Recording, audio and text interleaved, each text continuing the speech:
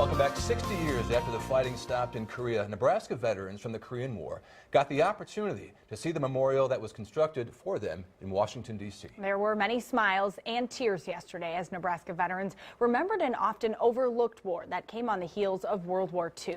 Our Lance Schwartz was there to capture the excitement on a very memorable journey to our nation's capital. Lance. Thanks, guys. Oh, my goodness, where do I begin?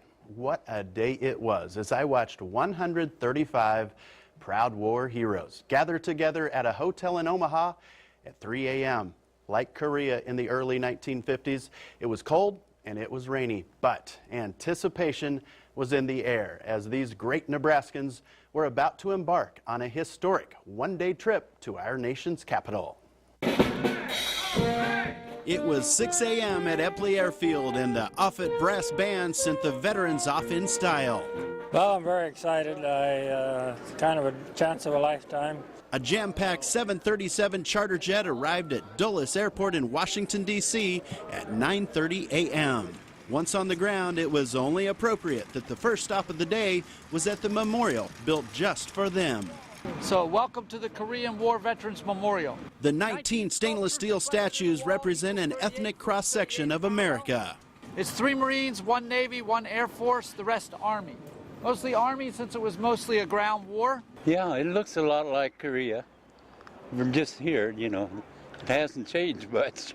I never figured in my lifetime I'd get to take a trip like this, and so thankful for the people that donated. Isn't that the truth? Senator Mike Johans was at the memorial to welcome the veterans to Washington and listen to their stories. I got hit by a hand grenade and I lost the sight of my left eye and 3 wounds on my left arm. This is just the best. The World War II flights were also, but now it's time for the Korean vets to get back here and see their memorial, and very, very moving.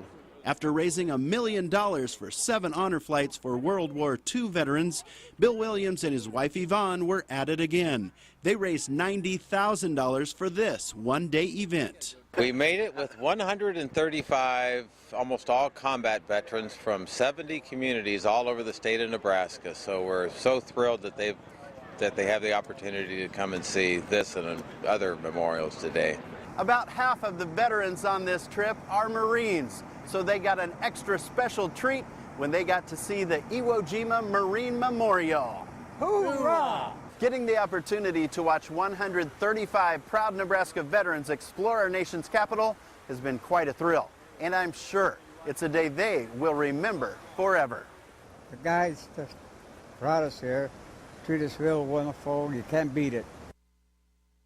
What an incredible sight it was to see these guys who fought in the forgotten war get their just reward for having served our country so valiantly from 1950 to 1953. And Bill Williams says this may not be the only time he takes Korean War veterans to Washington. But because large donations are so hard to come by, remaining veterans might be asked if they would like to fund their own way to Washington.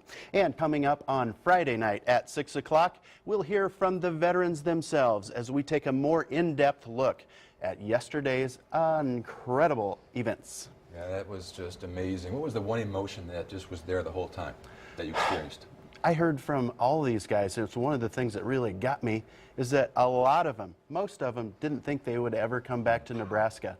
They were over there and they thought that's where they were going to die. And for them to live their lives and get back there, oh my goodness.